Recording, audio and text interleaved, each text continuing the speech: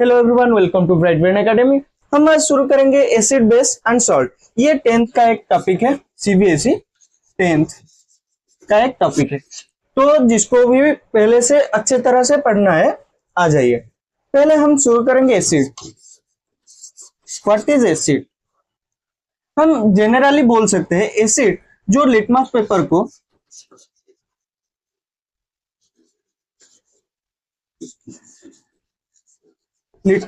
को ब्लू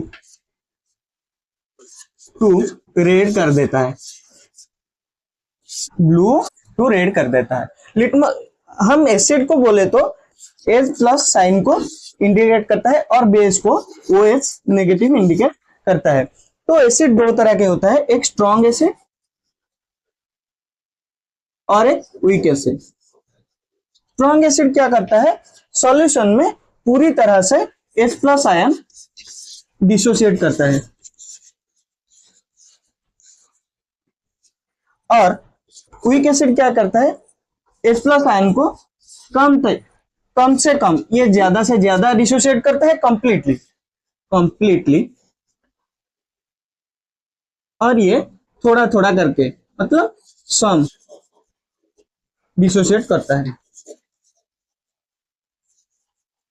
हमारे strong acid का एग्जांपल है H2SO4 HCl और वीक एसिड का एग्जांपल है H2CO3। ये जो H2SO4 HCl, इन दोनों में कुछ डिफरेंशिएट करना होगा, तो ये लिख लीजिए, फिर हम आगे जाएंगे। ठीक है, अगर कुछ दिक्कत होगा तो हम स्लाइड ऐड कर लेंगे, उससे देख लीजिए, हम अच्छे से समझेंगे। लिखाई विखाई घर में होता रहेगा। HCl H2SO4, यहाँ H plus Cl negative, SO4 minus 2, यहाँ 2H है, यहाँ 2H, यहाँ 8H। ये होता है मोनो बेसिक एसिड और ये होता है डाई बेसिक एसिड। समझे? इसके बाद हम देखेंगे बेस। बेस का वैल्यू होता है ये स्केल में ग्रेटर देन 7, मतलब 7 से ग्रेटर देन होता है इसका पीएच। ये बेस क्या होता है? जो एसिड को न्यूट्रलाइज करे। मतलब क्या होता है? मतलब ये है HCl प्लस NaOH, इसको न्यूट्रलाइज करके NaCl होगा, H2O होगा। ये हो गया सॉल्ट जो न्यूट्रल है। पानी तो बचपन से ही न्यूट्रल है, समझे? जो एसिड को न्यूट्रलाइज करे वो होता है बेस, और वो मतलब बेस को जो न्यूट्रलाइज करे वो होता है एसिड। सिंपल सी बात। जैसे हम देखें, एक स्ट्रॉन्ग एसिड होता है, एक वीक एसिड होता है। वैसे ही एक वीक बेस होता है जैसे कि NH3, और एक स्ट्रॉन्ग बेस होता है।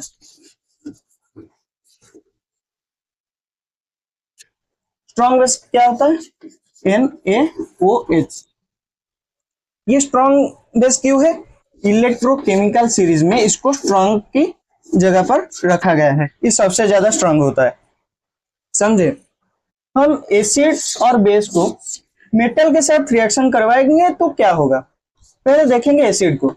Mg एक मेटल है, उसको HCl के साथ, 2HCl के साथ हम रिएक्ट करवाएंगे तो हमें मिलेगा MgCl2 प्लस H2। तो हम देखने पाए यहाँ एक सॉल्ट कौन है?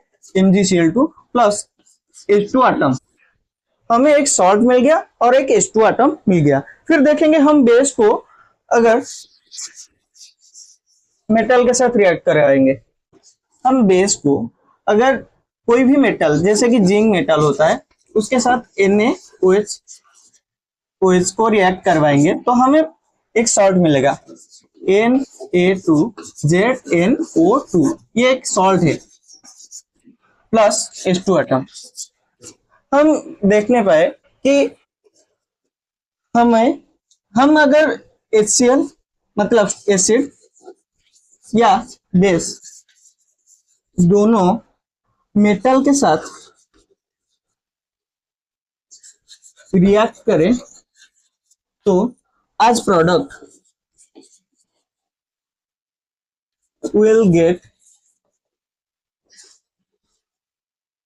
salt plus H2 atom. लिख लीजिए।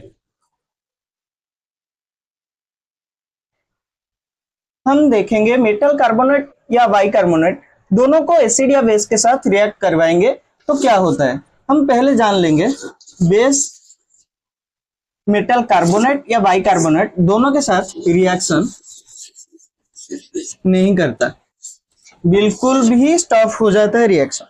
अगर हम बाइकार्बोनेट लेंगे एसिड के साथ Na2CO3 प्लस HCl तो हम 2HCl, क्योंकि Na2 ये एक बाइकार्बोनेट है, बाइकार्बोनेट।